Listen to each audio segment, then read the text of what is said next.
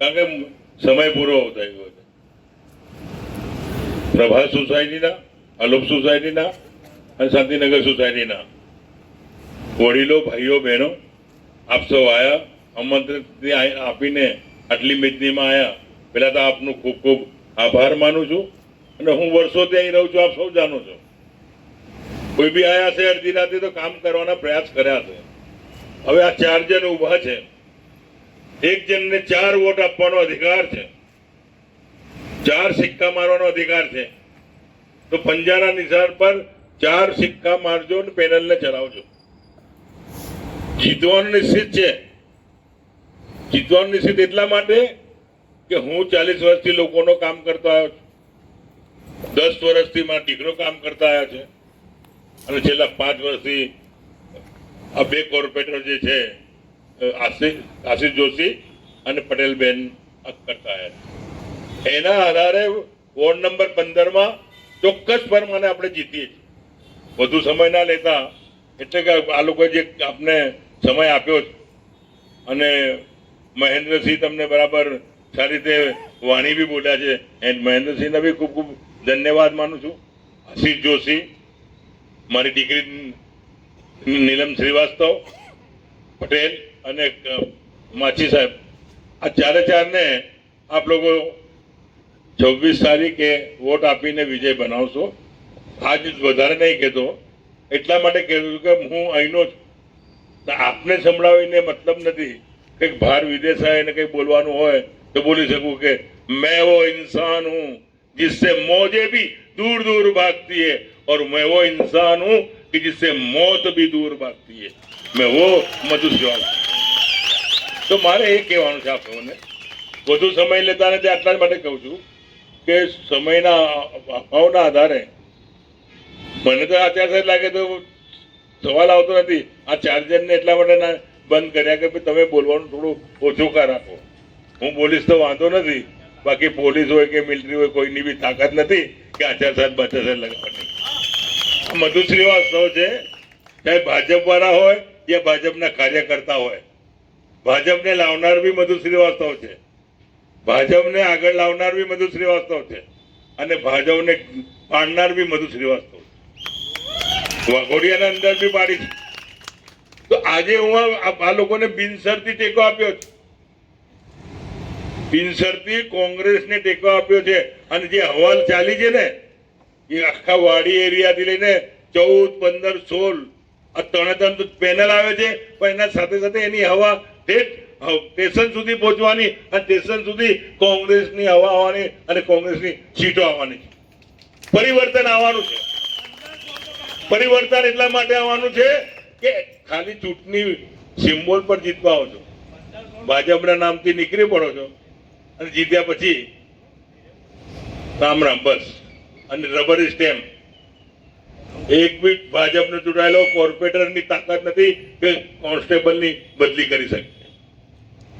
એકની બી તાકાત નથી, અને ધારાસભ્યની બી તાકાત નથી કે કરી શકે. એવા રબર સ્ટેમ્પ આ લોકોએ બનાવ્યા, ઉપરના લોકોએ બનાવી દીધા. ભાજપમાં રહીને 6 વખત ધારાસભ્ય બન્યો. 6 વખતના ધારાસભ્ય દરમિયાન અંદર મેં કોઈનું માન્યું નહીં. કૌભાંડ કાઢ્યા, કૌભાંડ કાઢીને એમડીને સસ્પેન્ડ કર્યા, મેનેજરને સસ્પેન્ડ કર્યા. એ એમને નડ્યું. એમને એમનું ગુલામી કરે એની કામ કરાવવાનું અને કોંગ્રેસના લોકોને લઈને ભ્રષ્ટાચાર કરીને આવે કોંગ્રેસના લોકો અને ભાજપમાં લઈ લઈને ક્લિયર ઓવરસ્વાસિંગ તરીકે ક્લિયર કરી આપે. આ નીતિ ભારતીય જનતા પાર્ટીની. આજે અહીંના જે કહે છે કે હું નેતા છું, અરે પણ નેતા હાનો ભાઈ, તારો ગઢ સાનો, ગઢ કેવો તારો ભાઈ? ગઢની વાત કરે છે. તને હરાયો બી મેં છે, તને જીતાયો બી મેં છે. ભાઈ કાન ખોલીને સાંભળી લેજે.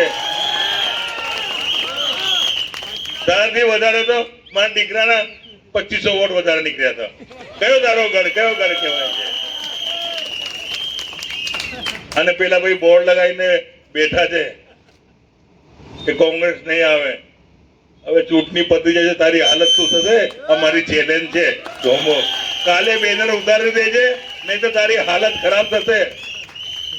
તને કોઈ બી બચાવવા ના આવે. નેતા બેતા છે ને, ખાલી નેતા જ છે. ભ્રષ્ટાચાર કરવાનું, સ્કૂલો બનાવીને લોકોને ટીચિંગ કરવાનું, પેટ્રોલ પંપ બનાવવાના, આ બધા કર્યા છે. અમારી તો જે કઈ પેટ્રોલ પંપ બનાવ્યા કે મિલકત બનાવી એ રાજકારણના પહેલા 250 વીઘા જમીન મારી પાસે હતી વડોદરા, વાઘોડિયા વડોદરા ડભોઈ સુધી. આજે ખાલી 35 વીઘા જમીન નહીં છે. રાજકારણમાં જમીનો વેચી છે. આ તો એક એમને મારે કંઈક એવું નહીં, વધારે સમય વધારે થઈ ગયો. બાકી બોલવું એવું છે કે ભાઈ મેદાનમાં આવે તો આજની બી તારીખમાં છે ને તાકાત છે મધુ શ્રીવાસ્તવની, પંજો નહીં લડાઈ શકતો. તો આપ સૌને વિનંતી કરું છું, પ્રભાત સોસાયટીના ભાઈઓ બહેનો વડીલો, આલોક સોસાયટીના ભાઈઓ બહેનોને બધાને વિનંતી કરું છું, ને શાંતિનગરના બધા લોકો આયા અને માન સન્માન આપ્યું એના માટે બહુ સારું કે. સમય થઈ ગયો છે, બાકી બોલવાનું તો ઘણું છે. એટલું બધું બોલું કે લોકોને ધ્યાન આવે.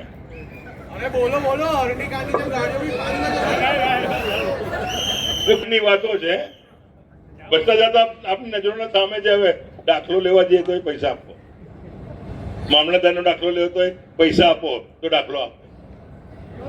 આટલા બધા ભ્રષ્ટાચાર કર્યો છે આ સરકારમાં, એટલો બધો ભ્રષ્ટાચાર કર્યો છે. તો જાકારો આપવો જરૂરી છે. જાકારો આપો. કાલ ઉઠીને આપણે એટલી મુસીબતમાં લાવી દેશે કે કાલના ભિખારી આજના માલદાર બની ગયા છે. આપ જુઓ, કાલે ચના ખારસી કાલની ચાલતા એમના સાથે બી હું બી ચાલતો પણ આજે ક્યાં શું છે એ આપના નજરોના સામે છે. અને બનેલી ગનેલી પ્રજા છે, સમજવાની જરૂર છે. એમને આ વખત બરાબર સબક શીખવાડો, પરિવર્તન લાવો અને એવી થપ્પડ મારો કે એમને જિંદગીમાં યાદ કરીને વિકાસના પંથે ચાલે અને સારું કાર્ય કરે. એવી થપ્પડ મારો તો કામ થાય. આ શોર્ટમાં કહી રહ્યું સમજવા, જે લોકો બનેલા ગનેલા છે એમને સમજવું છે કે હું શું કહેવા માંગુ છું. ખાલી નામ પર ચાલી આવતો. અરે ભાઈ, રામ મંદિર બનાવ્યું તો રામ મંદિર બનાવ્યું, રામના તો ભગત છે અમે. રામ મંદિર બનાવ્યું તો રામના ભગત છે અમે વર્ષોથી. ને રામના ભગત થઈને બજરંગબલીનો મંદિર કરોડોનો બનાવ્યો છે. કોઈના ઉઘરાણી કરીને નહીં કે કોઈની વર્ગણી કરીને નહીં, અમારી મિલકત વેચીને બજરંગબલીનું મંદિર બનાવ્યું છે. આપ જોયો હશે તો માધવ તલાવ, મોહમ્મદ તલાવ તેનું નામ માધવ તલાવ બનાવીને બજરંગબલી બનાવ્યા છે. તો હિન્દુ તત્વો તો અમારા જન્મો જાતિ છે. સનાતન ધર્મ અમે જન્મ જાતિ છે. તો આ સમયે પેલા ભાઈ બોર્ડ મારીને એવું કહેતા હોય કે અહીંયા રામ બોલે રાખો, બાકી રામ ના બોલતે ને કે રામ રામ કરો. તો તમારી રામ રામ થવાની તૈયારી છે. કારણ કે ડભોઈના અંદર બિનહરીફ સીટો આવી છે. કોંગ્રેસની બિનહરીફ તાલુકા પંચાયત ને નગરપાલિકાની બિનહરીફ સીટો આવી છે. તારું ઘર તો આપી નહીં શકતું, તું ઘરની વાત કરવા આવે છે. આવજે મેદાનમાં બતાવીશ આવે. તો વધુ ના બોલતા આપ સૌને ખૂબ ખૂબ આભાર માનું છું, ભાઈઓ બહેનો વડીલો. અને આ ચૂંટણી જીત્યા પછી હું આપને એવા ડાયલોગ સંભળાવીશ તો ખ્યાલ આવી જશે કે જય હિન્દ જય ભારત.